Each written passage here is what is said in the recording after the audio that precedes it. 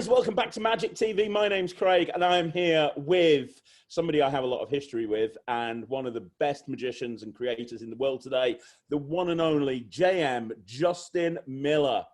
I am so excited to be here. I'm going to tell you something right now, Craig. It's been about, about 12 years since our last our meeting over online and everything. And I was going to show up for this interview with a bandana thing, and I was ready to but I couldn't, and I'm too lazy to look for things right now, so I couldn't find what I wanted. So I thought it would have been funny, though. I thought it would have been fun. What's up, man? How you doing, brother? I'm good. I'm so glad that you're on this. I really am. I'm thrilled, dude. I think it's great for both of us, honestly. But you and I have not really ever done this. We met. People might not know this, but we met in 2007, 2008-ish at the IBM SAM convention, the combined convention in Kentucky. I remember you were working either for Teo Magic or at his booth. World Magic Shop. Yeah, it was at his booth. Okay, I just bought out a whole bunch of coin stuff. I bought out the flipper coin stuff and the bag, the bag thing, and the Mirage coin set. Yeah, that's right. The Mirage coin set. That's a good coin set. I do remember that. Yeah. That was a good coin set. Yeah, definitely. And I think I showed you Legend that first time, right? That was the first time I saw Legend. Yeah. I was absolutely blown away. But I'd known your stuff beforehand because I'd been a big fan of the stuff that you put out through Cosmo. Yes. Oh my goodness. Holy shit. That was it was the Strolling Hands set. Strolling Hands volume 1 and 2 was my very first kind of, here's Justin Miller Magic folks kind of moment. At the same time though, I had already filmed Silver Dream with Illusionist. So I had this, it was weird. I had this competing suit, tailored suit, family married guy coming out set, you know what I mean? A restaurant magician, trade show magician, whatever, private party. And then I had the grungy Justin Miller. It was very strange living those two parallel lives through two different companies. It was really bizarre. And it is, you had a different image in each one. And one thing that you've done all through your career, you've reinvented yourself over and over again. Absolutely. That is a mantra of mine. That it's become that. I'm a strong believer. You have to reinvent yourself. You have to adapt. Just like through COVID, there are so many magicians. You and I were talking pre-show to this, but there are so many magicians that either just gave up or whatever, got other jobs or whatever. And I totally understand what people have to do, what they have to do. But God damn it, there is this thing called adapting, and adapting is how human beings, the best human beings, the best survivors. Look, history is written by the winners, not the losers, right? So the best people adapt to become what they become. I've adapted like crazy here. I mean, everything's changed with the studio and everything, but it put a fire under my ass. But even back in the day, I was kind of, like I was talking about, I was kind of forced to adapt because I was working for two different companies and two different images and two different, you can see which one won out, by the way, which one I did the most projects with. And that was a smart choice on my part because I knew there was a bigger audience, obviously, and it was a different audience. And Cosmo introduced me to the magic scene properly. As far as this kid is a classic magician, it's not just some grungy whatever. And that's when that grungy thing was really starting to come out. So I was very fortunate that image came out first because that truly is who I am. That's what that's the magic I love, the classics and caps and cylinder and coins and stuff like that. I love that kind of stuff. I have a heart for it. And you did a lot of the stuff at the Jailhouse set. God, Jailhouse was such a great time, man. And a lot of people thought of you as just a restaurant magician, just that kind of guy.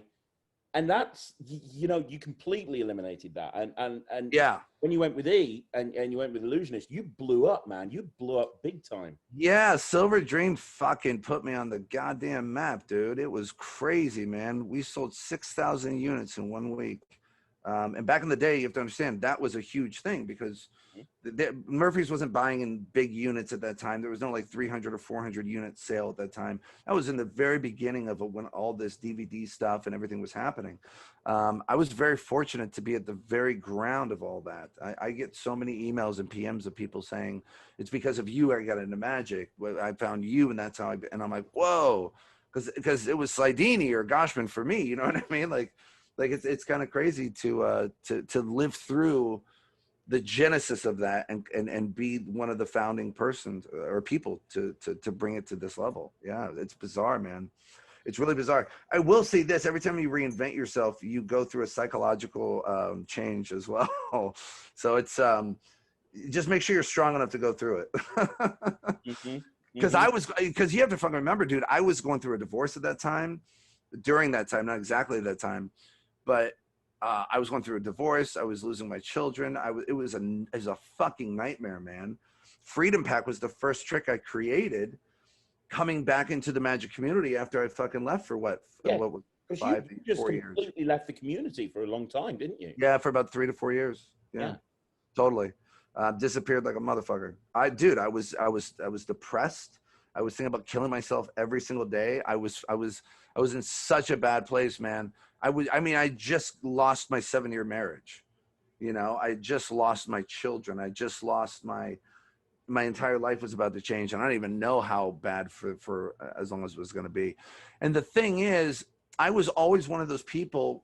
Anytime I reinvented myself, I always shared it with you guys. I shared it with the magic community. That was one of my things. That was, people used to call me the Dane Cook of magic, because I was always open to people who would ever want to talk to me, whatever. I never charged anything. I just was there, always willing to give advice, willing to give information out for free and just help people. And that's what Dane Cook did through MySpace. That's why Dane blew up like a motherfucker. He was the first one to be able to use social media in that way. And I think I was the first one to use social media in that way for the magicians.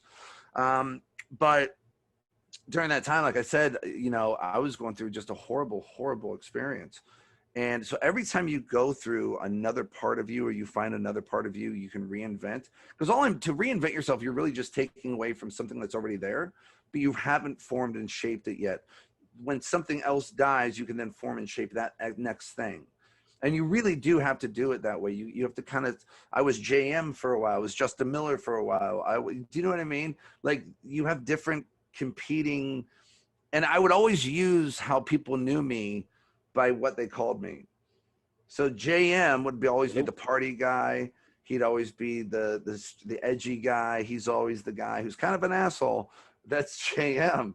Justin Miller, to me, was Justin Miller. This is the exposure of who I am. The not innocence, not at all, but the sensitivity of sharing information about my life with other people. And the reason I say all of that is to say, people will use that. They use that against me. So when I told people that I was going through my divorce, when I told people I wasn't a Christian anymore, when I told people I left the church, and when I told people I went to prison, they fucking used all of it against me. So what I had thought I had built up was a nice fan base and people who cared about me. What I found drastically different immediately was people do not care about your success. They don't want to hear about it. They don't want to hear about it. They truly don't. They say they do. They don't really want to hear about it because they immediately judge themselves by whatever you're doing. It's a very unhealthy thing to do, but that's what humans do. And so I found that immediately. There were blogs written about me. Like, people took their fucking time.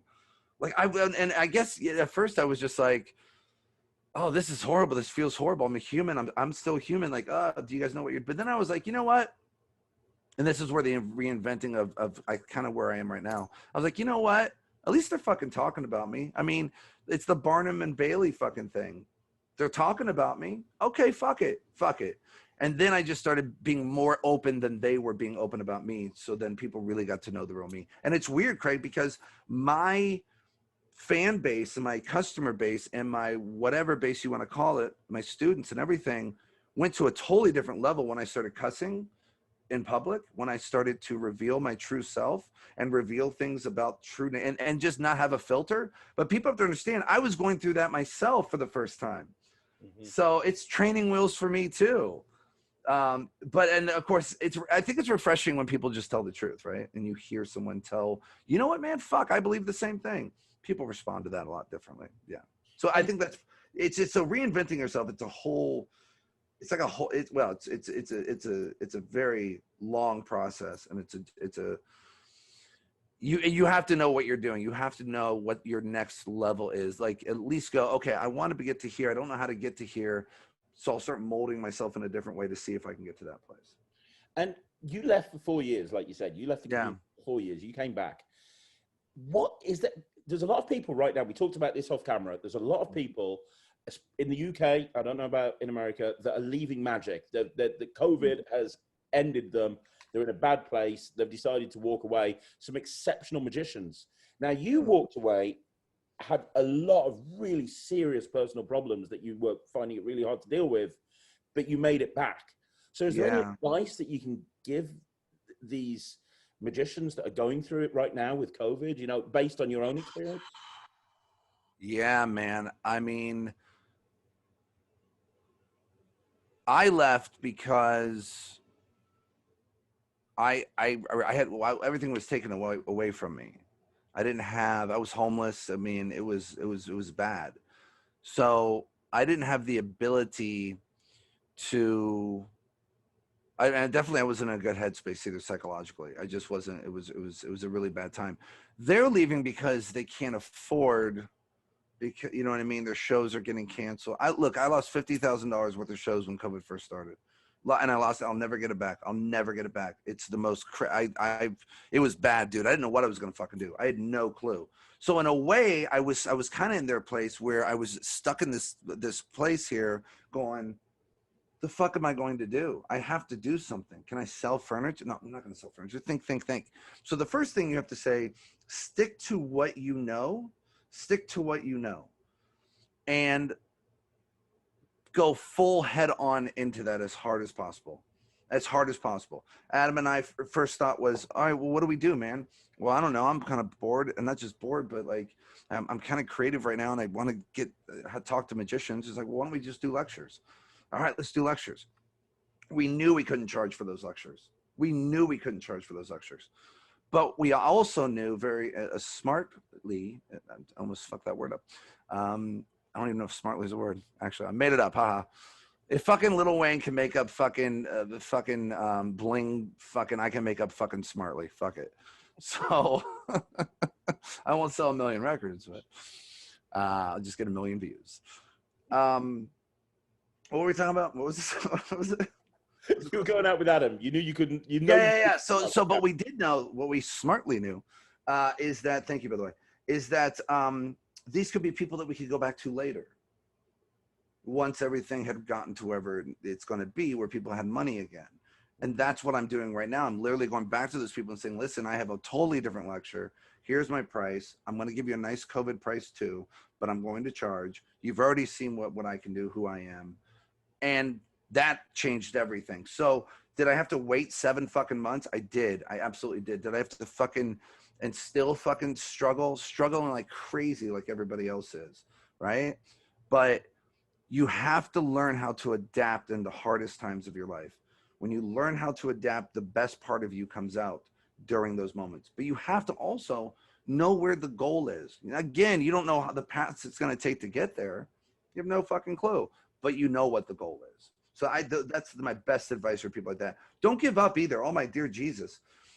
Holy fuck, do you know how long it took me to fucking keep doing magic and keep performing when I was younger, and nothing happened and nothing happened and nothing happened, and I'm like, but wait a minute, I've been doing this my entire life. Why is nothing really happening? Yes, I was getting shows, yes, but there was no moment, and I didn't know my moment hadn't come yet. It wasn't there for me. And finally, it was there with Illusionist. Yeah. Illusionist changed everything for me. Everything. Now, here's the thing. You have released so much magic. It's ridiculous. Self-published. And I want to talk about creativity with you in a bit. Yeah. Before I do, what I love about you is you're like me. You're honest completely but like you or don't like you, you're going to get it fucking straight, right? That's right. So you have worked with a lot of, probably more magic dealers than anyone else. Like you've done everyone. You've done Penguin. You've done Illusionist. You've done everybody. Mm-hmm. Which was your favorite? You know, what made you leave? Because when you left E, that was like a big deal because you were the poster boy for I was. It was myself, Garcia, and Wayne Houchin. Yeah, it was you three. You were like the three that like propped up the whole of Illusionist, and then 100%. We 100%. We were the guys who just said, "Give us a chance," and that was it. Yeah, it was really weird. They were all for different reasons for every single company.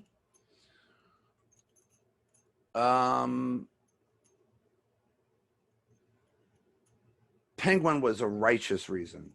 Penguin was a righteous reason. I will never, ever would want to be associated with that company or the people for that company. Ever, ever. Illusionist was for... It was a totally different reason. It wasn't... Look, Brad does this whole... Every 10 years, it's a new crew. And I love that model, by the way. If you notice, it's 100% true. Look at it. It was me and Houchin and Garcia. Then it became Adam Wilber and Daniel Madison and Peter McKenna.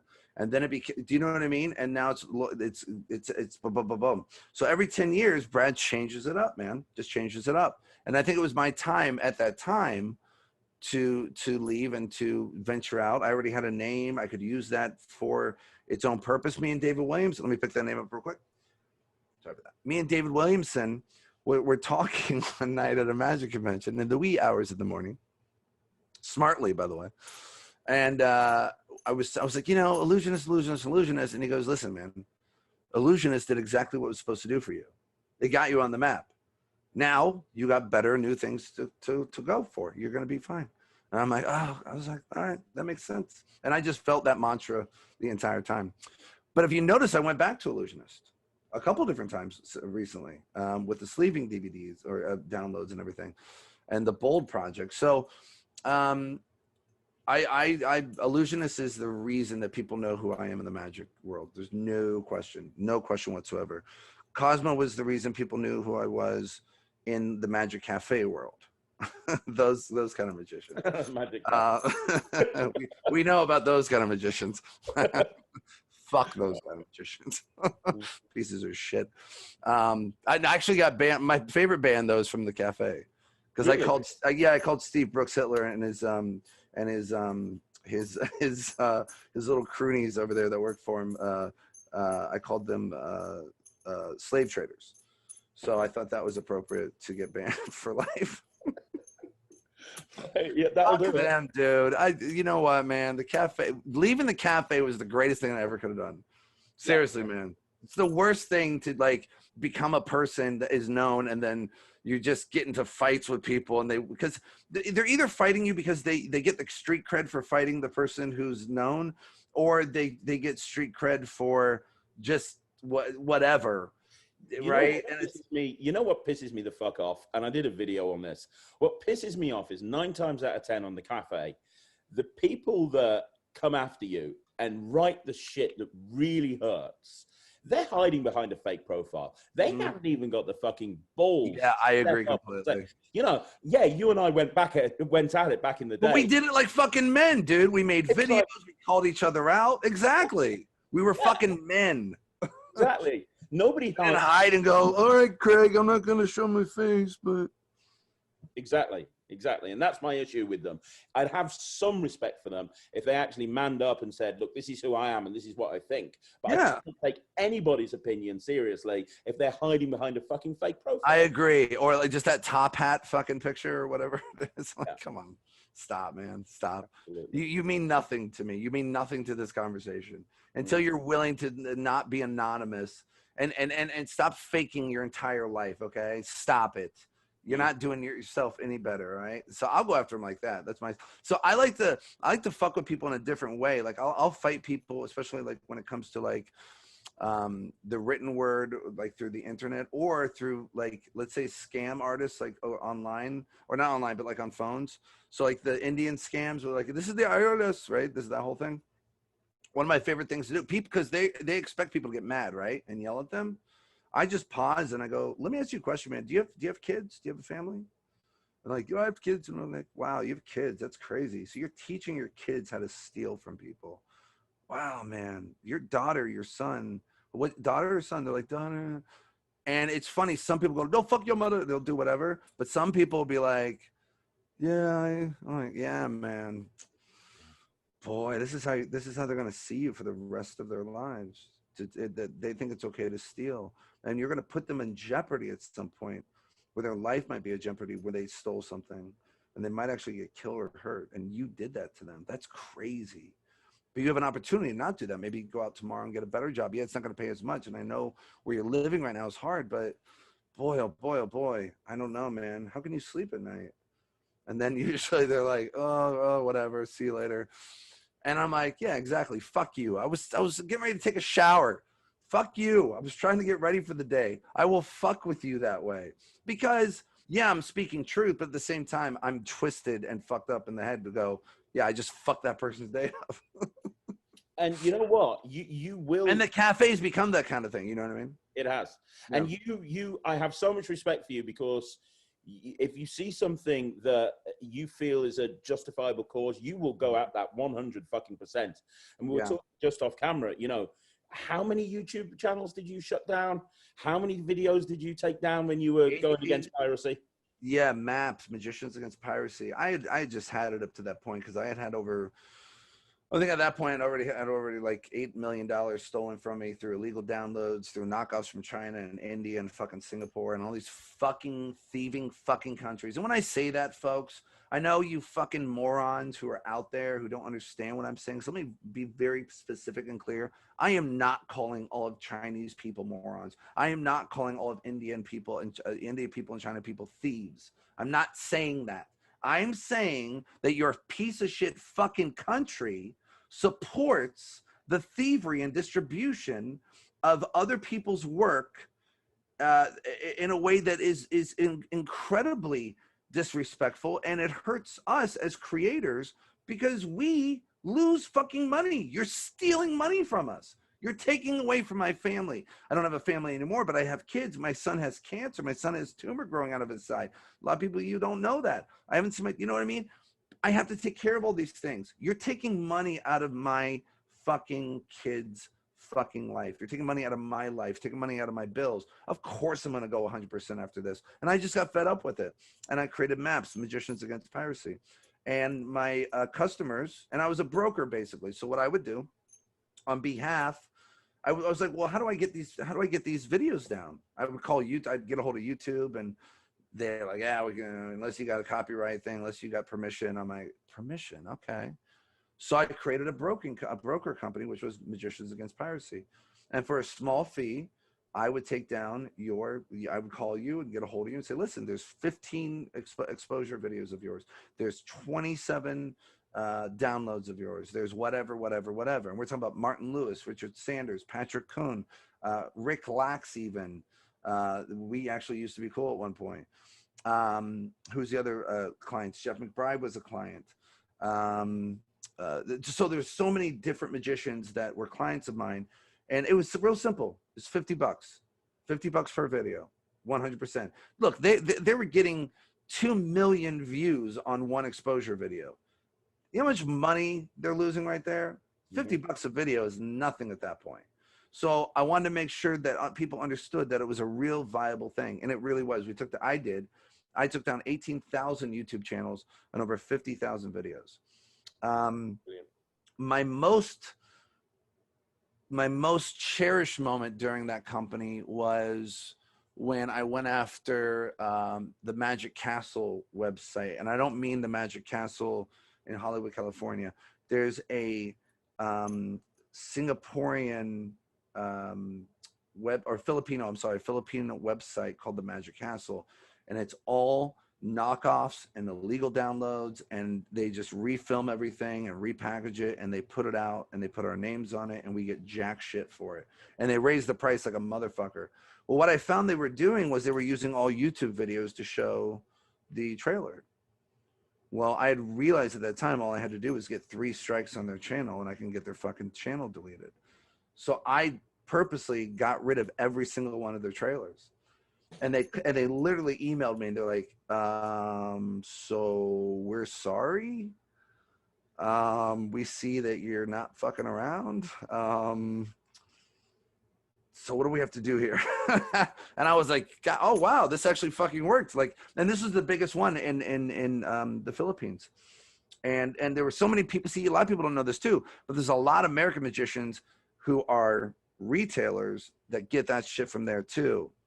And they're fucking circumventing this whole thing and keeping us out of the loop twice. So then we don't even get paid twice now. We don't get paid from the actual distributor of the American company, and they go there to get it cheaper, and we don't get paid through them either.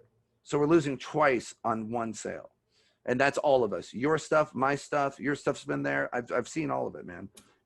And you're like, what do you do? So I started this company, did as best I could, man. But the thing was, I wasn't creating magic during that time. I wasn't focusing on creativity. I wasn't doing anything. I wasn't performing. And I was just, I would put my full effort into this. And I got burned out, dude, after like 2 fucking years. I got so burnt out. And I wasn't creating, I wasn't doing anything. And I was like, I got to sell this. I got to do something with this. And so somebody asked if they wanted to, if they would buy it, how much. I gave them the price, and they told me to go fuck myself. I'm like, all right, it's fine, whatever. You don't understand everything that goes through. And I was the only person that did it. You know, I didn't have a team. So every waking day, dude, all day, all night, I would just find videos and then call people and say, this is what's going on. But then I just realized that every time you take 5 down, 10 more pop up. Yeah. And we were too far into technology to where it is at that point. And Maps was what, 2009? Mm-hmm. 2009, yeah. We were too far into technology and the well-oiled machine it had become with YouTube and with exposure videos that I was literally jumping into a ship that had this much left out of the water, and I was trying to throw the water out. Nope, that motherfucker's going down. Yeah. And it blew up. And what do you do, man? What are you gonna do? So now I don't give a fuck, dude. Steal, have fun, enjoy. I'll make props though that you can't fucking make, and I'll make gimmicks that you can't fucking make, and you can't sell it because it's gonna be, you try to sell it to your customers, like Pyro, Adam Wilber's thing. Dude, have you seen the knockoffs? They're the most dangerous pieces of things I've ever seen in my life, dude. Whoa. Yeah, I've heard. So you're going to force the customer now to be pissed off at the knockoff companies and have to go to people like Adam, to people like me, to people like Illusionist or whatever yourself, and buy the actual fucking trick and support the goddamn creators. Look, I don't give a fuck if you don't like the creators. If you like their magic, support them. Who cares? Absolutely. Now, talking about creating, yeah, you mentioned it before, but I want to circle back on this. You got a chance to work with Paul Harris, with the Freedom Pack. How was that? Well, Freedom Pack and First Hand. Oh yeah, yeah, of course. I forgot about you guys were the main UK. You were the overseas authorized distributor of First Hand. You guys, didn't you? Were you guys the first ones? Yeah, yeah, they were. That was great, dude. What a fun ride it's been with Paul Harris, man. Papa Paul. You asked in the beginning, and we're kind of circumventing this a little bit, but you asked in the beginning about the companies I like, the companies I worked for, and all that stuff. I have nothing bad to say about working with Paul Harris. I have nothing but good and happiness and joy and the beautiful creation that he is. Paul is an enigma. Paul is just the way his mind works and the way his brain works. I remember Double Deception. What was Solid Deception? Solid Deception was the very first Paul Harris trick that I ever did. I was like 9 or 10 years old. I remember doing that trick in school and stuff. Oh, God, so good. And working with Paul is a dream, man. It's just a dream, an absolute dream. Is that all right? Is that good to say? All right, cool. He's got a gun right here. I just want to. That's awesome. That's all right. I wouldn't be surprised. So. No, it's not a gun. It's not a gun. It's a mushroom.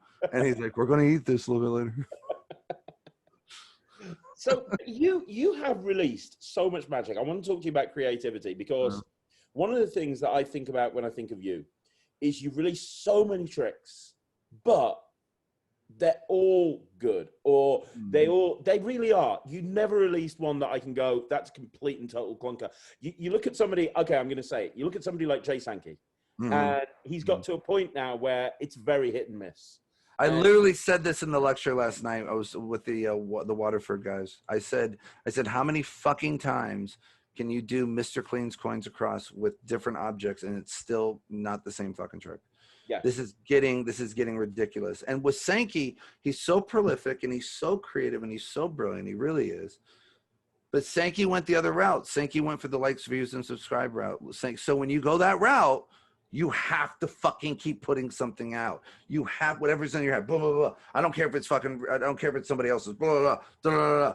And you're a machine and you keep doing it. So someone needs to push pause on the machine for Sankey and go, dude, like the past 17 things you put out, no.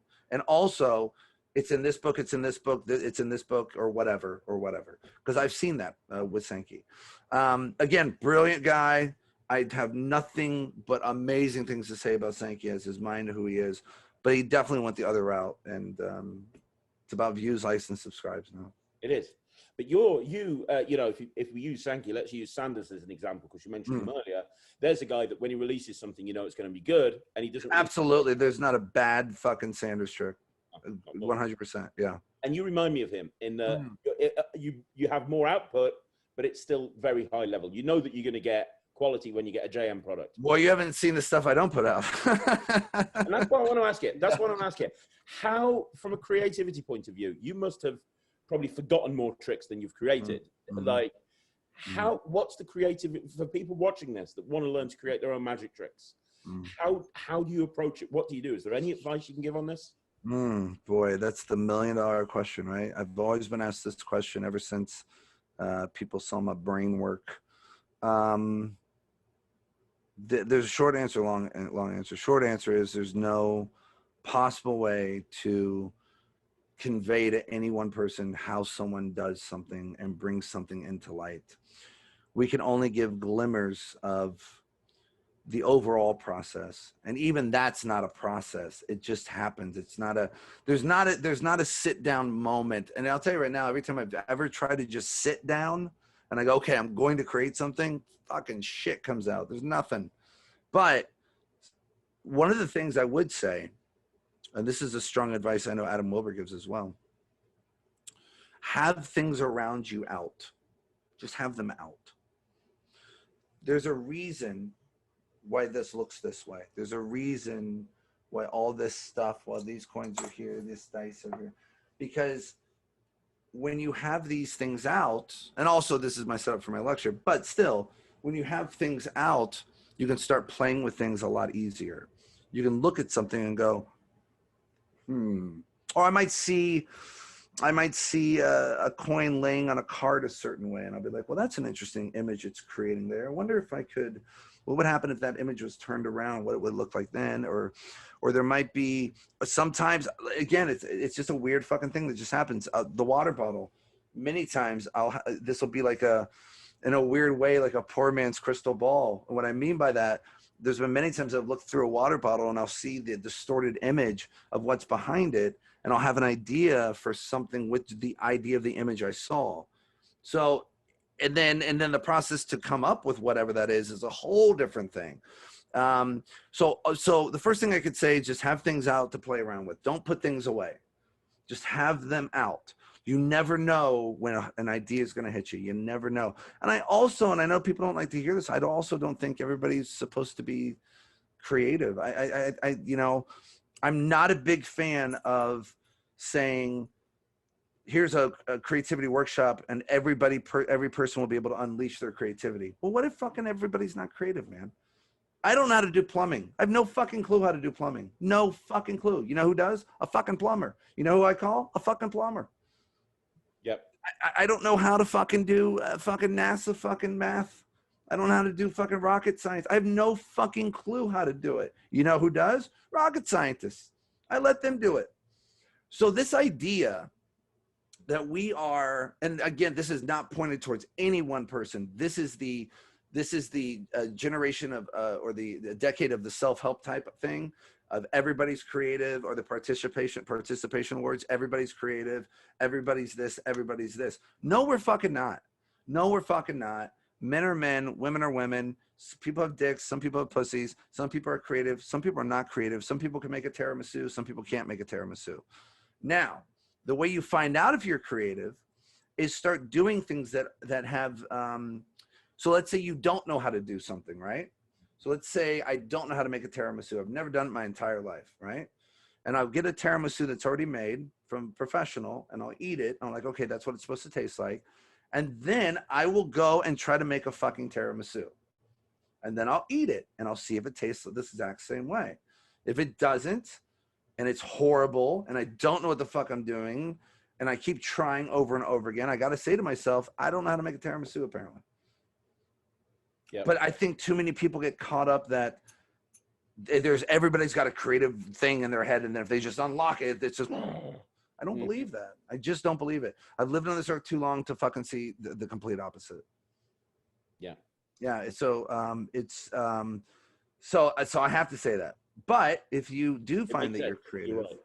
Yeah, but if you do find you're creative, have things to play around with, all that stuff. Also, meditation is a really good idea. And I don't mean like sitting in a mantra type, like anything like that. You literally could meditate for 10 seconds. And what I mean is you just pause and stop, no matter what the fuck you're doing. Stop life for a second. Close your eyes.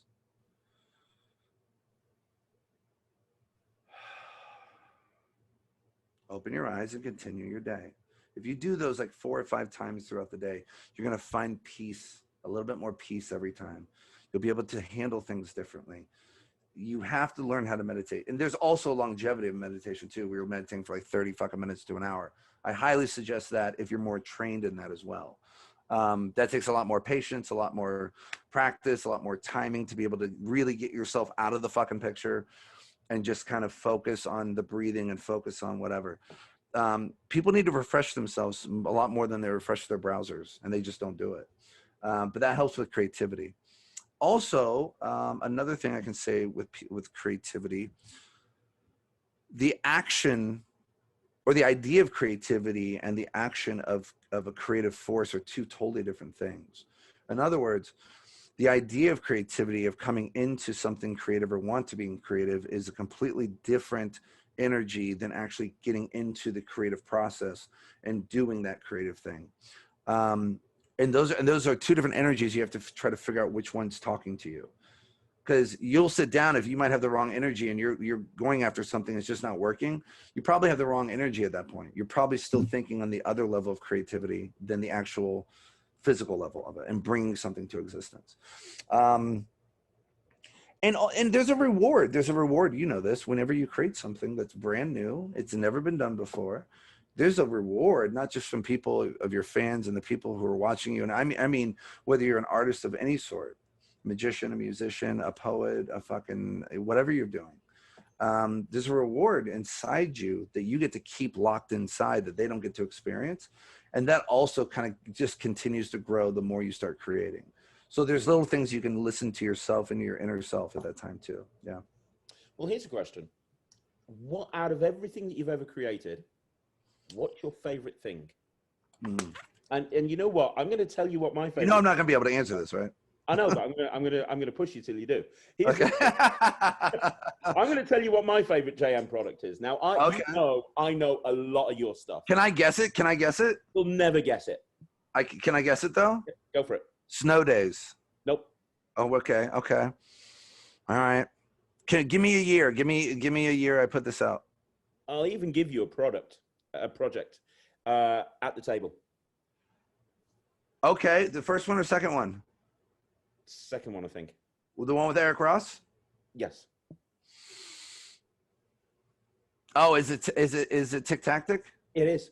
Or Reactic? I carry it around with me everywhere. It is the thing I take. I have it in my pocket. It kills. I've done it. You need to do this right now. I have killed magicians with this. Destroys. They think it's fucking magnets. They think it's fucking electronics. Yeah.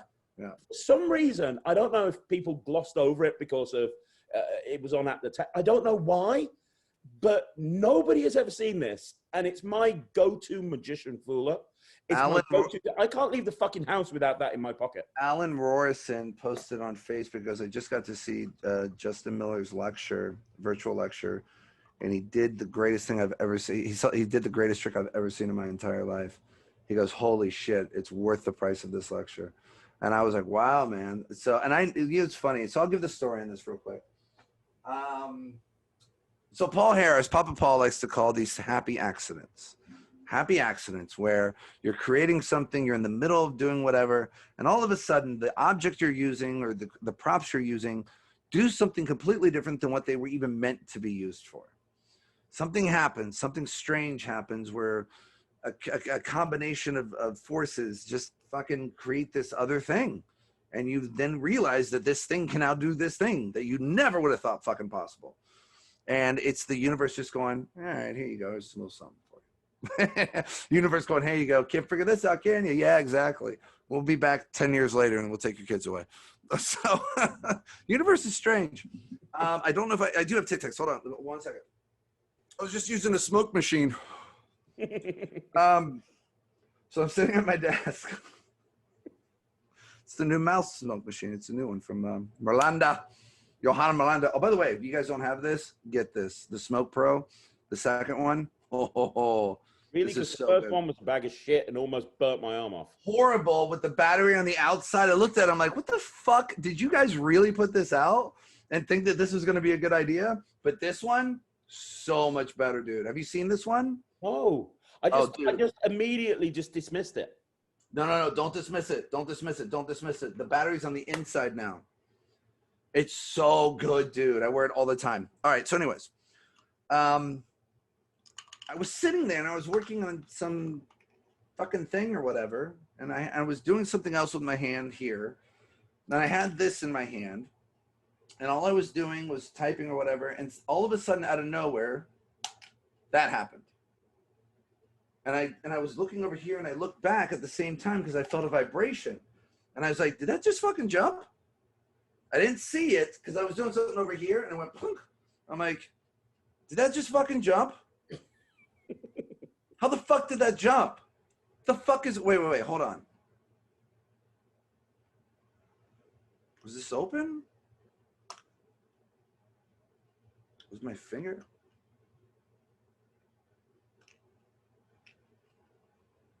And I went like this and it moved that way. And I'm like, whoa, wait a second. If this works, if this fucking works. And I started playing with it on this side first. I'm like, then it would move over there. I'm like, okay, it's not jumping up yet. Then I started doing it in the middle. I was like, oh, it's jumping now. Okay. Maybe if I go all the way to the other side. Oh, what the fuck? And that was it, dude. That was it. So my mind immediately, I'm like, okay, I got to get this filmed. I don't know what the fuck this is right now, but I got to get this filmed. And that's the other thing. If you create something and you think it's new, film it immediately, put a timestamp on it.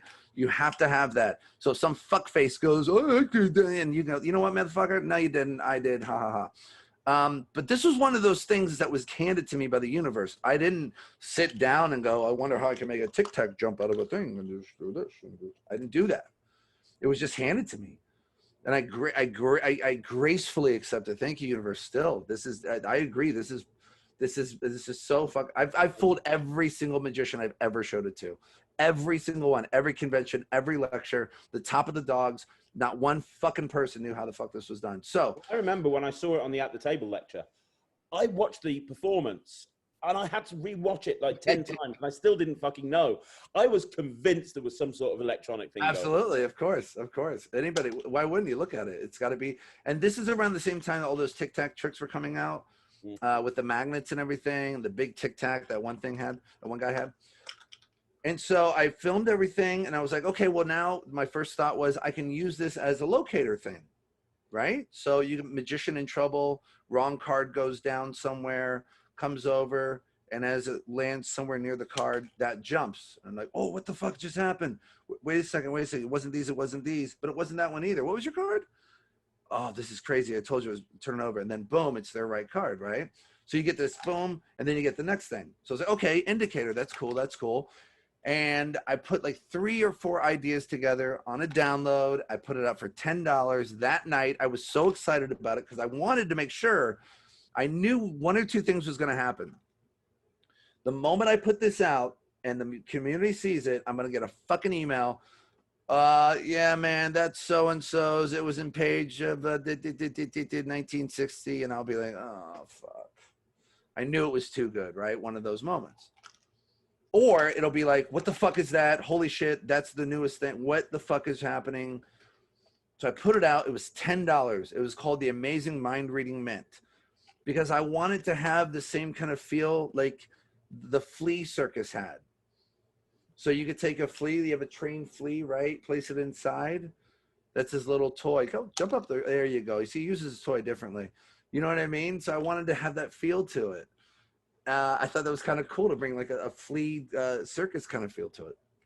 Put it out. The very first person who bought it was Chad Long. I put it on my email list. Chad Long was the very first person. Right when I saw that Chad got it, I'm like, oh, fuck. Well, there we go. I'm going to know my answer pretty goddamn quick. It wasn't like, no disrespect to anybody else, but it wasn't like Joe Schmo, just customer fan of mine. It's fucking Chad Long, right? It's fucking God over here.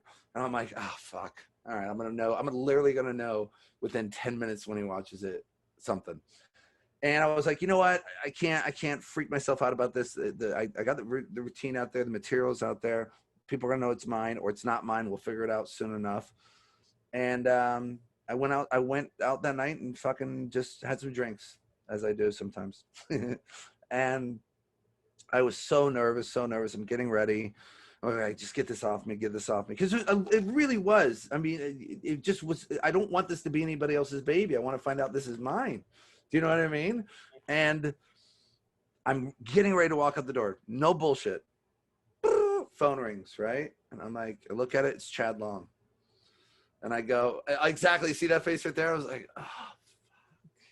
I'm like, well, at least I get to know this before I go out to drink. So now I can just make sure I drink more heavily. So I know what my intake's going to be. So I get the phone and I'm very not happy, but I'm also happy to hear from him. I'm like, hey, Chad, what's up, man? He's like, dude, so I got to talk to you about the thing you just put out. I'm like, yeah, the Amazing Mind Reading, man. He goes, yeah, man, listen to me. You put out so much stuff, but this is in my mind, this is the greatest thing that you've ever put out. And I went like this. I was like, oh my God, you like it, dude? He's like, yeah, dude, like it. Are you fucking kidding me? This is fucking genius. And he said, I hope you don't mind. I sent it to Michael Weber. And I'm thinking, what's happening right now? He goes, Michael Weber loves it. He wants to come up with a couple ideas. He's got some things. He's going to get a hold of you through email. And I was like, what the fuck? So then me and Weber started conversing. And Weber goes, he said, Justin, I don't give quotes a lot, but I'll tell you right now, here's my quote. If Martin Gardner was still alive, he would have totally put this in the impromptu encyclopedia of impromptu magic. I'm like, God damn, that's a quote. Fuck me. And then Weber came up with some ideas, a splitting one. So you go like this and it boom, and it splits into 2. Chad Long's is one of my dearest favorites. It's where you have a couple of white ones. I think I'll send you the download. There's a couple of white ones in there, and you take a lighter, and then it pops, and when it pops, it's red. Nice. Oh, it's so sexy, dude. Then Wilson got a hold of it. Wilson came up with some ideas for me, and then Mark Salem fucking bought it, and he came up with ideas. And the Salem one is this one with the ESP cards. Right. With the billet and everything. So that's how I came up with it, man. It's, yeah, that's the whole story. And then... amazing. And the reason the Bird Company, me and them don't get along anymore, they bought, they were going to buy the rights to this. We had it filmed and everything. And then because they're just a horrible company, I lost the footage and everything, didn't get paid, filmed everything. And yeah, beyond pissed off. But then I put it out myself with all the ideas from everybody else with it. And then that's why, didn't you notice the jar on the table? Yeah. The jar? Oh, right. Got it. Okay. I didn't pick up on that, but that makes What the hell's a jar doing here? Ugh. Get out of the way. Like it. And it was over the Tic Tac box. But I'm not gonna let you get away with this. What? That was awesome, and that's my favorite trick that you've ever put out. And you put a lot of stuff out, but I still wanted an answer to the question: What's your favorite creation? Is it that? Man, great. Yeah, absolutely. Out of everything I've ever done, it's so simplistic. It's so easy. It's so natural. It's so the everything, it does it itself. It's not, it's weird, man. It's so strange. And when me and Mark came up with the mental effect with it, with the ESP cards, holy shit, dude, that's probably one of my absolute hands down with this, no question. So many people are buying Tic Tacs now because of this. So I got people's breaths to be fresh too. It's fun. Win-win. So now, you've released Magic through all these different companies. No. You've worked with so many different companies. Now you've got yourself into a sort of a place where a lot of the stuff that you create, you just put out yourself, and you've got this list of customers, which I love because, as you know, I buy a lot of your stuff. I'm a supporter of you. Thank you very much. In fact, you were the very first person to buy The Great Escape when it came out. And I want to talk about that in a second. That fucking blew my mind. All but right. I love this, and I hate it. I love it because there's a lot of magicians that just go and look at what the latest fucking Murphy's trick is, and that's blink of vision. It's like, if it's not being released through fucking Murphy's, then it doesn't exist. Yeah. And that's great because they're never going to see your stuff. But it pisses me off as well because more people need to see your stuff. So I'm hoping that the people that are watching this will understand that to get, because somebody said to me, well, he hasn't bought anything out for a while. Well, he fucking has. He brings things out all the time. Shitload lately, yeah. But you just don't know about it. Yeah. So, and you were the first person to jump on a lot of the, you were doing the online stuff before it became popular. Yeah, I was the very first one to show how online could connect. Because look, YouTube was just starting out at that time, and YouTube was, the exposure thing was starting to happen. And I realized that we're losing the mentoring student relationship type thing. And I'm always a student as well. I'm not just always a mentor. I mean, I think we all always are learning. And if we ever say we come to the place we know everything, that we're just lying to ourselves. So I'm a student as well, for sure. But YouTube was doing its thing, and I realized, I'm like, well, Skype was just coming out. Skype was just starting to like fade into existence, right? And I was having some Skype calls with people, and I was like, dude, I bet we could get like a Skype. That'd be amazing, right? Set up a table and then boom, boom, boom, boom, boom. And then I just figured out how to do it, and I started charging, and it was $50 Skype sessions was the first thing. No, the first thing was the custom DVDs. Do you remember the custom DVDs? I do.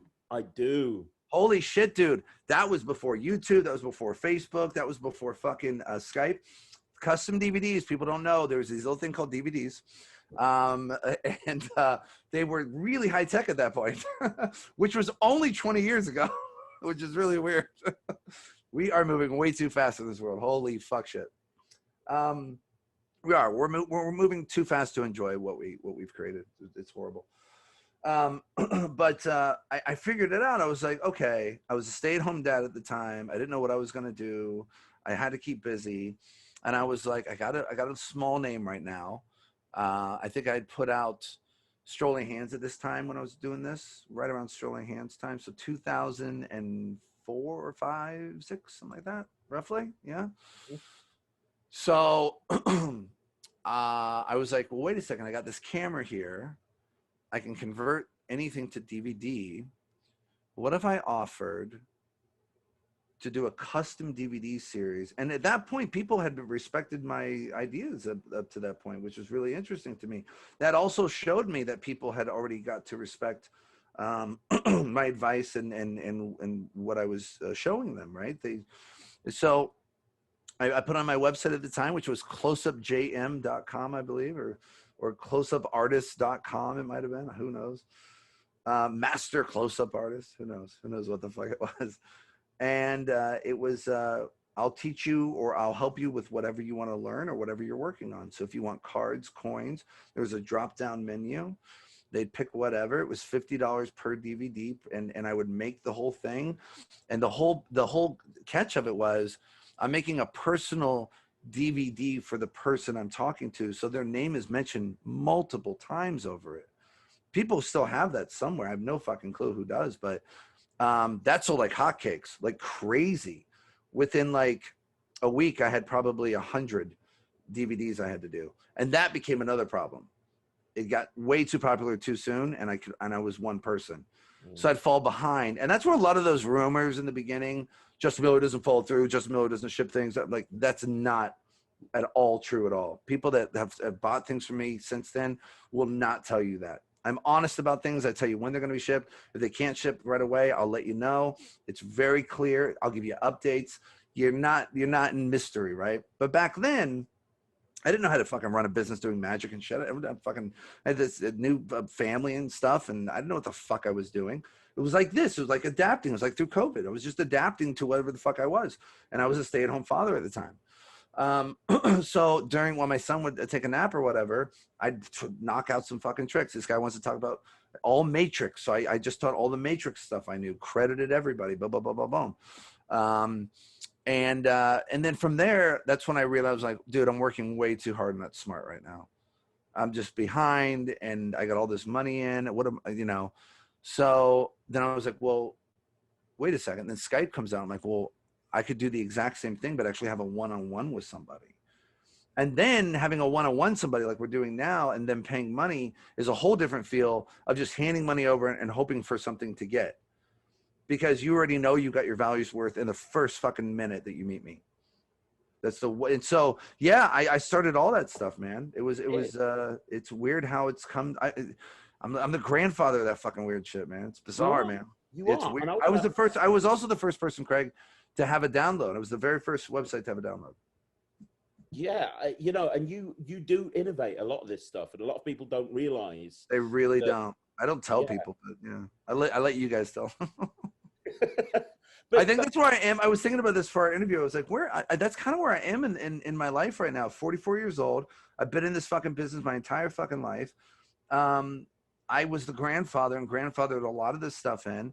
And it's weird because doing these podcasts and doing all these things now that I'm doing, people are starting to really see that, or they're starting to make a point of it when they talk about me in public and in social media now. Without me having to say it or anything. It's really interesting. Yeah, really bizarro. But where can people go to get onto your mailing list? Like, I want to talk about some of your new projects. Oh, sure. Because I've been blown away by some of that stuff. But first of all, before I do any of that, I'm going to put it up on the screen at the bottom. Where can people go to get on your mailing list? Because I am telling you right now, you want to get on JM's mailing list because the stuff that he puts out, you can only get through him. So that's right. Mentalsites.com. So www.mental mental sites sights.com. Perfect. And they can subscribe there and they can just get notified of all the stuff. Now let's talk about some of that stuff that's come out recently. Sure. There has been some stuff that you've been showing me that's been blowing me away. And the first thing that I want to talk about, and I was the very first person to buy this. Oh yeah.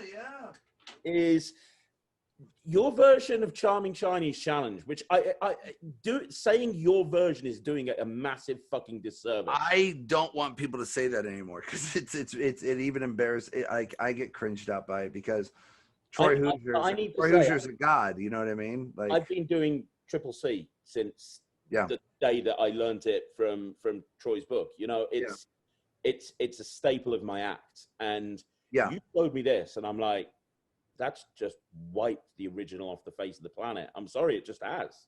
Yeah, and it's weird because what I showed you wasn't even the actual main routine of the inspiration for his effect. What I showed you, which I'll show here, is a different way of reversing the effect. So it's a modular idea. I was with Troy throughout those generations and those years at Magi Fest here in Columbus, Ohio, when he was working on the trick. I got to see the genesis of it. I remember him showing me when I was 13 years old. He goes, I'm working on this thing. What do you think? And I got to be involved in that creative process at the conventions and stuff. You know, like there wasn't a kicker at the end in the beginning. There wasn't a third coin moment where it appeared in their hand or something. There was none of that stuff was there in the beginning. So it's really, so it's an ode, man, to him for sure. That's why I don't say it's Justin Miller's version. If you look on the product page, you don't see my fucking name on any of that part, man. And No. and just before some fucking asshole comes on and says JM's ripped off Troy Hoosier, you've been given permission, blessing by full Troy. blessing from my boy Troy. And that's the right way to do it. You know, that's absolutely the well. Right. Look, as we were talking about earlier, it is the Wild West, isn't it? But let's just be real. We can be gunslingers, but we don't have to be fucking total fucking dickheads and assholes out there. Especially when we respect the creators and the giants that come before us.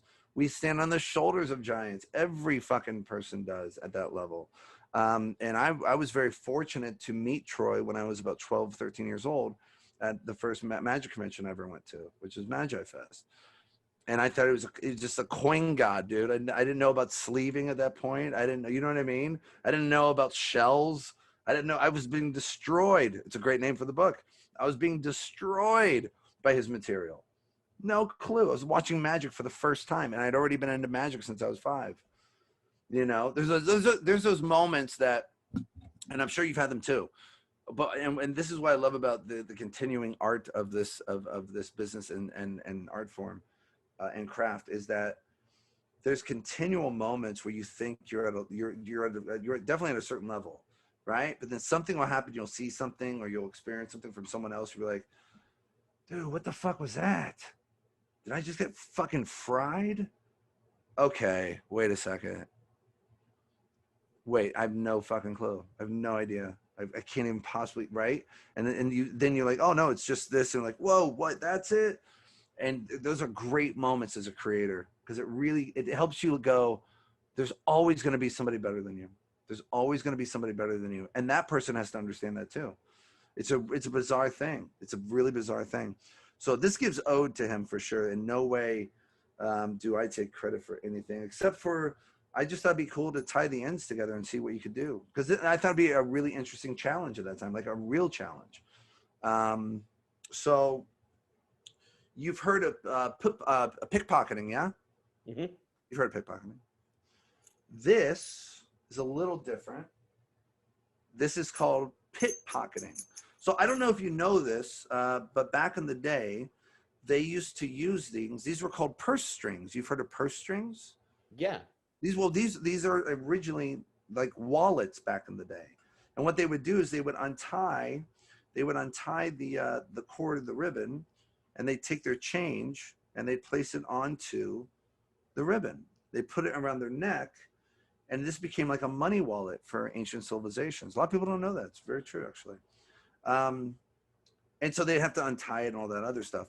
So what's interesting about this though is that if you know what pickpocketing is, you're taking something away, right? You're taking something away, hiding it, taking it for yourself. Well, pickpocketing is a little bit different. Let me show you what I mean here. Got 3 Chinese coins. You could examine these if you were here. Totally doesn't matter, honestly. And the first coin, make sure we get a clear view here. The first coin's kind of interesting. If you take it and hold it right about here, you can get the first one to go on. That's the first one. The second one's interesting, not because I'm using a different coin. The second one's interesting for a totally different reason. This one's kind of cool because you can actually see it go on at that spot. And there's the second one. Now, the last one's my favorite. Those two are interesting. The last one's my favorite, though, and I'll show you why. Can you see it? Yep. Because now I've got to get it onto the thread in a different way, a totally different way. This is how I do it. This is a lot of people think I'm keeping it in my hand, so I'm going to sneak it away, but that's not the case at all. You need to understand that. If I just give it a little bit of heat, no, it's not actually done yet. Hold on. You'll be able to see it right when it happens. And that's all 3 coins. And now I can put my money back on my neck and go to the market. That's fucking beautiful. Oh, thanks, man. Yeah, so I'm a huge fan of this trick, and again, that's not even the main routine of the trick. That's just something you can do with it. Another thing you can do, and it's modular too. So when the coins come off, the second coin happens in their hand. Also for this one, you can actually do this in their hand as well. So you can take this coin out, show the two coins, place this into their hand, like over here or whatever. Take this coin, vanish the coin, whatever you want to do. And then of course, all three coins will be back on this in their hand. So you can do that as well. That's incredible. Yeah, I just debuted this at my my 2020 lecture. I'm very excited about it. And that was the other thing. I didn't want to put this out before I got Troy's blessing. And that's available if people aren't watching you. Mentalsites.com. Yes, mentalsites.com. It's pre-sale right now for $35. You get the three coins onto the cord that is completely soldered, glued on there, and altered for a reason. And then you get three separate coins. So you get 6 coins altogether. And then you get the jewelry bag, download, and then additional thoughts by Gregory Wilson as well. That's great. I think there's like 3 routines on there, 3 different routines. Awesome. That's awesome. Thank you so much. I think people will start using this again. I'm excited. You can also get it through my package deal for my lecture package. It's on the same site, but it's a different package deal. Tell us about that. What's that? Yeah, the package deal is firsthand. Well, here, I'll show it to you. I'll just show it to you. So the package deal, normally all this stuff would cost $200, but it's for the lecture tour. It's only $100. So you get 3 blind dice. This was a big sellout on my website. I only had like 14 to sell at the time, but I put these together for the actual package deal. I don't even know that. You want to see it? Yeah. Okay, this is a worker, dude. You're gonna love this one. You're gonna love this one. I got a feeling I'm spending more money with this interview. I've always loved. That's funny. I've always loved 2 in the pocket, 1 in the hand, or 2 in the hand, 1 in the pocket. Right? I've always loved that. But do I look like I fucking carry sponge balls around? No, I don't fucking carry sponge balls. Does it look like I fucking carry nuts and bolts around? No, I don't carry nuts and bolts around. You know what I do carry around? My love and passion for gambling. So I created an effect based on that. So I love gambling. One of my favorite things to do. That's why I don't do it that often. Never do the things you love all the time. It's a bad idea. Can you guess what gambling game I love the most? I'm guessing craps. That's exactly right. You put the dice together. Nicely done. You're a smart cookie. Do you know what trick dice are, sir? Have you ever heard of trick dice? No. Shut up. Stop being a spectator. I want a full Craig Petty. Hey, Craig Petty, you know what dice are? You know what trick dice are? I know what trick dice are. All right, cool. So you know the idea is either loaded dice or to try to get a certain number, whatever. One of these, and you'll notice that most trick dice that I've seen, they're not clear, right? I've never seen a clear trick dice. But one of these, just one, is a trick die. Just by looking at them. Actually, if you were here, you could feel them, whatever. I wouldn't ask you to roll them because I don't want you to see which one it is, but let's just go. Which one do you think? The middle one. Boom. Middle one. You're positive, right? Yeah. Cool. Put those back inside. This would go inside their hand at this point.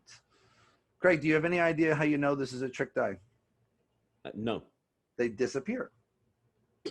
When they disappear, they reappear with the other 2. You found the trick die. Nicely done, sir. Very nicely done. Let's do it again. Let's do it again. Which one do you think it is? The one on my left. The one on your left. Which one's that? The one nearest the bag. This one right here. The right one. Yep. You're positive. Yep. No question. Nope.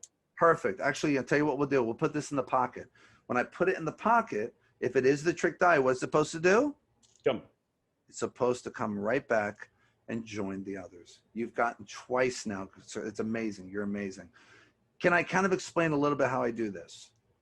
Because it is a magic trick. It is an actual magic trick. What I do is I take the 2 dice, I place them in the hand. I take this dice and I place it inside my pocket. And when I do that, I actually don't really do that. See, I'm actually keeping this through sleights and diabolical thinking and a little thumb palm there, right? And I get the other two down near the bottom. So when you're not looking, I just go, oh, look what time it is. And then I've got all 3 die. Mm-hmm. Now you know how it's done. If I really do remove one, how many's left? 2. No, 1, but it's the black one with the other dots around it. You didn't see that one? Well, if you didn't see that one, you definitely didn't see that one. I think that's, and I love playing craps. It's my favorite thing to do. Favorite thing to do. Then I learned as a magician, well, the problem with craps is I have to go into the casino, right? I don't like to travel that much. So I've learned one thing. Being a magician, I don't actually go into the casino now. I just kind of make it happen. So that way, when I go to the casino, I can just start playing. That's great. That's awesome. That is called 3 blind dice. That is a worker. It's a fucking worker. That's exactly right. I knew you'd appreciate it as a worker. Yeah, that is so commercial. It's so commercial. I love the moments. And these are the dice, by the way, I usually use, the big ones, because it's just out of nowhere. It's like, oh. Yeah. So you get that. You get The Great Escape, which is the new one. Yeah. Roy Hoosier, blessed one. You get Perception 2.0 by myself and Paul Harris. Something I put out a long time ago, and I just upgraded it. Handmade gimmicks and everything. You get a TCC wallet, but I use that wallet to show you how to make a wallet for First Hand. So you get that as well. You get First Hand. Craig Petty knows about this one. This was on AGT, actually. We got Smoothini, 2nd place, using First Hand. This is also a GIF now because they messed up on the side shot. So if you put in Smoothini AGT, it shows up him picking up the stack of bills with the magnet. So it exposes it. It's awesome. It's so exciting. It's solidified in time now. Oh. And then you get Paul Hader's. That's hilarious. You get Paul Harris Creators Kit. Oh, wow. Tons of thread, tons of shims, tons of wax, tons of everything that you need to create gimmicks, to repair gimmicks. This is the thing. Talk about being creative. You sit down with this, you see what you can come up with, then you'll see how creative you are. This is a must for any of those people. And then First Hand or Freedom Pack. So yeah, I was speaking to Sean Farquhar the other day, yesterday, and him and I were saying that the problem with magicians these days is they bring so much new stuff comes out all of the time that people forget about some of the amazing tricks that came out a year, 2 years ago. It's almost like, and he told a story about how somebody asked him how much it would be for Torn to Pieces. And he gave them the price, and they went, well, don't I get a discount because it's been out for so long? And he went, the price is the price. Exactly. Now as it was back then. That's exactly right. Count it. And he was getting really, Sean, obviously, he doesn't get it was kind of peeing him off a bit. And it is that thing. It's like magicians think, oh, something's got a shelf life, it's no good anymore. But there's some absolute quality pieces of magic that newer people that have come into magic in the last few years won't have known about. And Pack is one of those. It is amazing. I love it. Oh, thank you so much. I really appreciate it.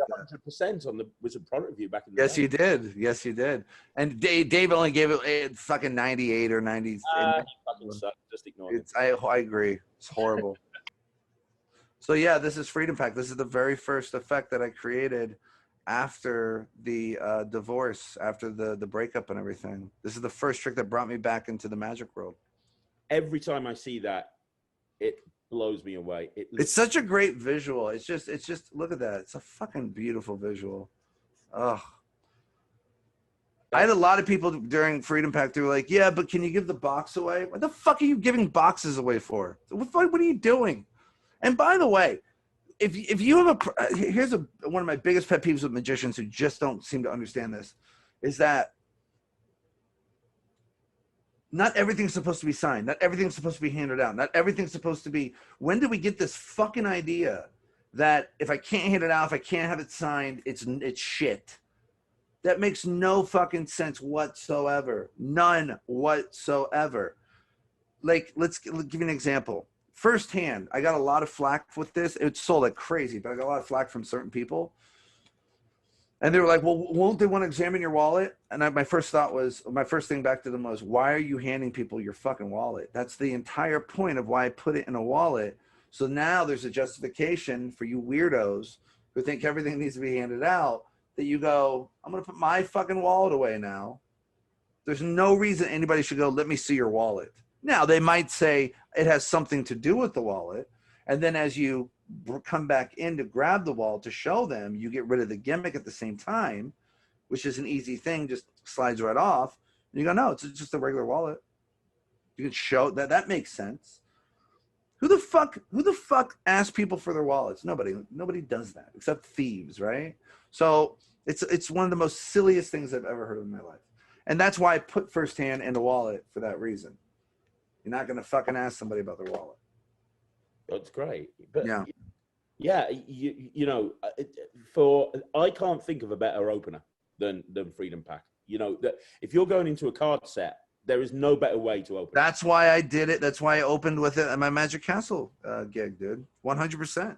I knew Freedom Pack had to be in there. And then with the time traveling thing, where they they sign their name on a card, the card gets laid down, right?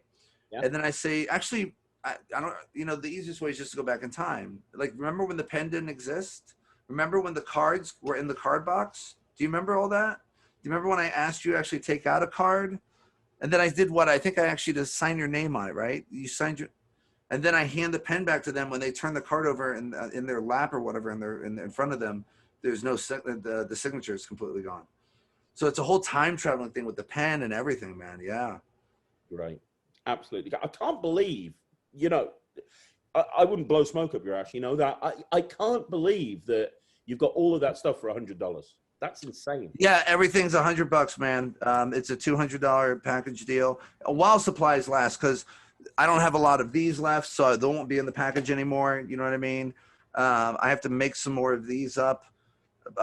There's certain things just won't be, like when I run out of DVDs, the price will change, and then I'll reflect that price to what I have then, right? It'll still be a crazy deal, but yeah, so that's what it is.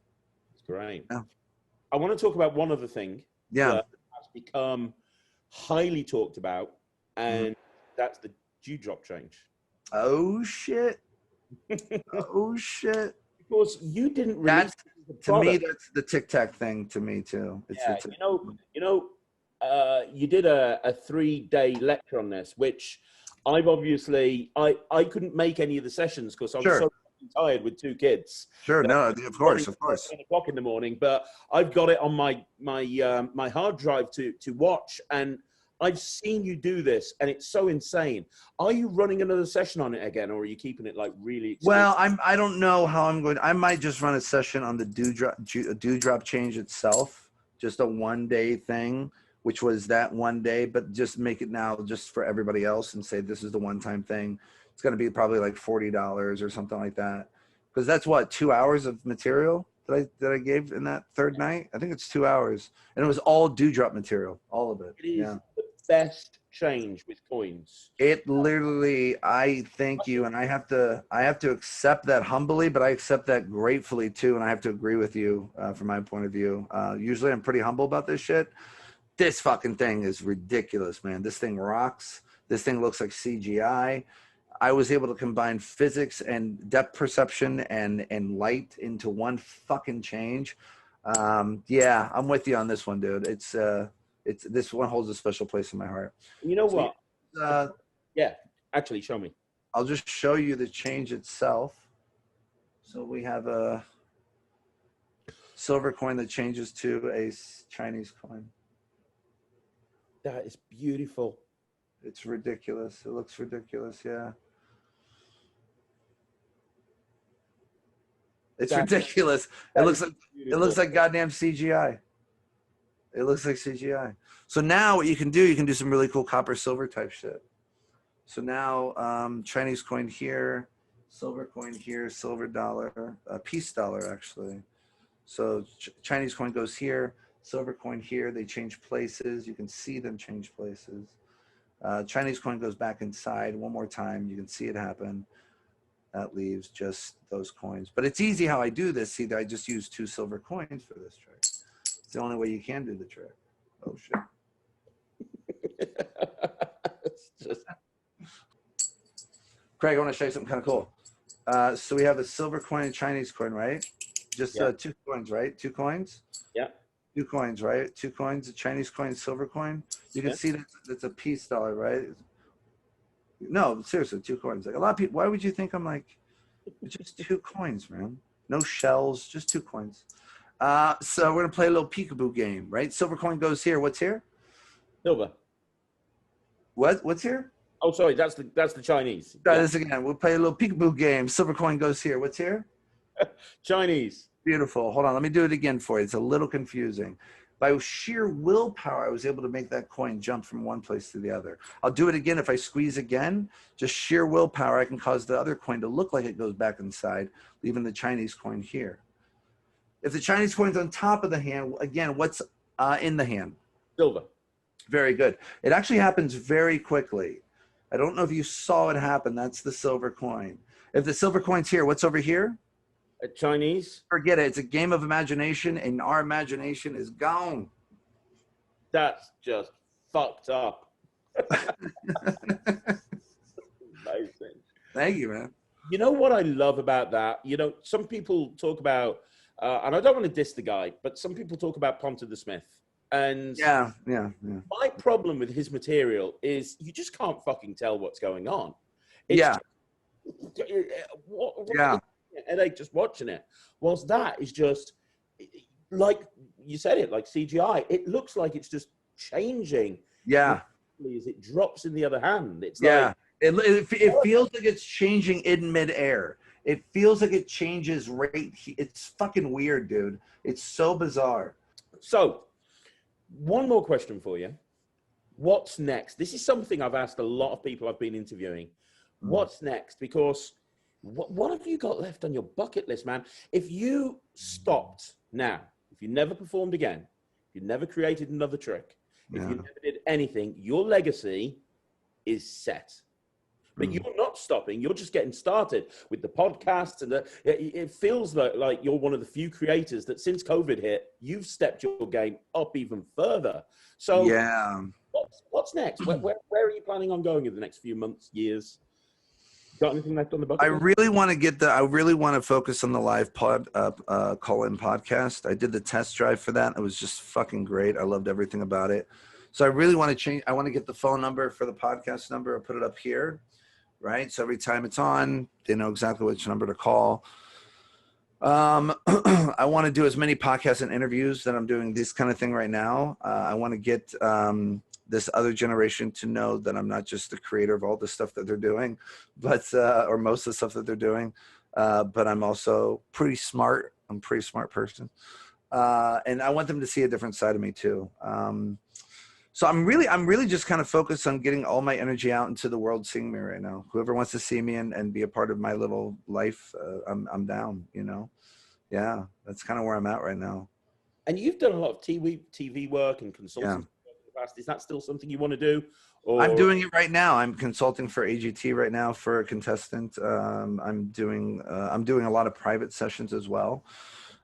So yeah, I'm just, I'm not just trying to keep busy. I'm trying to really take as many creative forces as I can and harness them and move them in a place that's so that they start making money. They generate just a way to make a living through COVID right now. Yeah. Right. Yeah. And it's great to see that you are doing something rather than just giving up and just like, Oh, dude, I'll tell you, I sat in that fucking bed, man. There was a moment in time when this COVID thing started, and I remember sitting in bed. I'm like, and I just lost those $50,000 worth of gigs. And I was like, you have 2 choices, fuckface. I call myself that sometimes. So that way, if I call you, anybody else that, I'm talking to other people, don't feel offended. I fucking roast myself way more than I roast you motherfuckers. Trust me. I've called myself fuckface and fucking douche, twat, fucking whatever. I sat there, I was like, listen, fuckface, you can just lay in this bed and die right now. Okay? Just lay in bed and die. or get up and figure something out. You have to figure something out. I've always been one of those people. Me and my dad talk about this all the time. He's the exact same way. If it's possible that it's hereditary, I definitely got it from him. Don't ever tell me I can't do something, because I'll do it better and harder and faster than anybody else has ever fucking done it. And don't tell me I can't do something where it's not possible or it's not, you've done good kid up to this point. No. Don't ever tell me that, because that just puts a fire under my ass more than anything. I've never stopped. It's not in my nature to stop. It's not my DNA for some reason to stop, man. And I've been in a lot of weird places, down, up. I've been money. I've been poor. I've been in between. I've been, ostracized. I've been put back into the community. And I mean, even church and all that shit. And I've still fucking continued. I don't know, man. I don't know. I think some people just have it inside them to keep doing, what they have to do until they die, right? One of my favorite people of that is Cooper. Fucking, what's his name? Cooper. He died on national television when he in the middle of a magic trick, right? Of a show. Right in the middle of a magic show, yeah. Holy shit, dude. Wouldn't that be the greatest way to go, man? I love that. Just fucking not doing dishes. Ugh, not taking a shower, slip and fall. Like, oh, no. You're in it. You're in the zone. You're doing your thing. People are fucking losing their minds. And then, boom. Fuck yeah, dude. That would be the best way to go. The worst way would go is on fire with people throwing swords at you and sharks are nibbling your feet. You thought about that way too much. I just thought about that, and that was way too much. and here's a question for you. Wrap things up. Yeah. You've never. It's been so much fun, by the way. Absolutely, a blast. Amazing. We have to do a follow up on these as well, because I would love to. Yeah. You got to be on my podcast, please. Please be on my Call-In podcast. Of course. That would be awesome, man. Hell yeah. Very cool. Heartbeat. And have you got actually, before I ask you this question, where can people check out the podcast? I know it's not officially launched yet, but it's not. I don't have any. This is the next project I want. That's a personal project of mine that I'm going to start working on more. We did the test run on Facebook. It's on Facebook right now. You can just go through my feed on my wall somewhere. It's probably like a week away, a week before, or whatever. But it was like a 2-hour thing, and it was great. Loved everything. It was a test run for sound. It was a test run for everything. And the Call-In podcast is something I really love. I wanted to be a radio host for so long. I've always wanted that. I have the voice for it. So I have one of those voices that's a radio guys. What do you think? I have the DJ fucking, I have like the strip club DJ voice mixed with like the morning zoo fucking like, so it's either like you've got DJ on the main stage working awfully hard for you, ladies and gentlemen, be sure to take care of those that take care of you all night long, welcome to Hot Peppers. And then I got that voice, but I also have the you listen to WNCI 97.9. That was Journey. Mate, you've missed your calling. That's amazing. Well, that's why I want to do the podcast. That's why I want to do the live Call-In podcast. Because I'm a huge Opie and Anthony fan. I don't know if you know who those people are. Yeah. They had one of the greatest fucking radio shows ever. And I love that kind of comedy. I love that kind of honesty and openness. And I already have that with my fans and customers, the openness. So I want to kind of just expand it more. That's great. That's great. Yeah, there's one thing nobody can ever say was I was a fake or a phony. Not like a lot of these other motherfuckers. Well, look, I'll go on record, and people know our history, but I'm telling you right now, you're one of the hardest working guys that I know. And I know that if I hear something come from your lip, you are 100% straight. And I do my research too. I always do my research. I don't just people think a lot of times I'll just say stuff off the cuff. Like, dude, you should think about that more. I did think about it. There's a reason I'm posting it. I will say this. This is interesting. Speaking of that image of Justin, because it's weird because I know I've changed drastically. I don't post those things anymore. I don't really put my energy into those things anymore. If something still if there's something that really, really bothers me, I might say something. But honestly, I just focus on putting magic out and lectures and fucking content and as much of me possible that people want to see. But before, I was definitely very argumentative and but I would always have my facts. I would always know, because I wouldn't talk about something unless I knew what I was talking about. it's funny how that has hurt me and helped me in my career. It's bizarre. I lost a lot of people, but I gained a lot of people. It's really bizarre. Yeah. Yeah. I'm of the old school. If everybody's talking about you, then maybe it's you. But if some people are talking about you this way and the other people are talking about you differently, maybe it's them. Yeah, I'd agree with that. That. But I want to ask you one last question. Yeah. Why have I not seen JM on Penn and Teller Fool Us? Get that. I've gotten that a lot, actually. I've gotten that. You're the perfect guy to fool them and be entertaining. And you're better than a million other guys that, no offense to anyone that's been on Penn and Teller, but I'd put you, why? It makes no sense. Makes no sense to me. Well, the short answer is I've already fooled them when I did Wizard Wars. I know I fooled them with the bowling bag or the bowling ball and the shark. So I already know I fooled them. So it wouldn't be to fool them. Obviously, it'd be a great thing for a sizzle reel and for personal use, no question, and for street cred, I guess. In my mind, though, I already fooled them. I don't need to fool them. The long thing is, I've been thinking about it lately, especially through COVID. And I've been talking to Gregory Wilson about some ideas and some tricks, and I don't know. It's possible. I might do it. I might try it. The only reason I'd want to do it is for the personal reasons and just to have a trick that I sell to be on that fucking thing, and then people buy it. Dude, do you know how many fucking DVDs? Do you remember when David Blaine did the special where he stepped on the nail and then off of the nail? Do you remember that? Okay.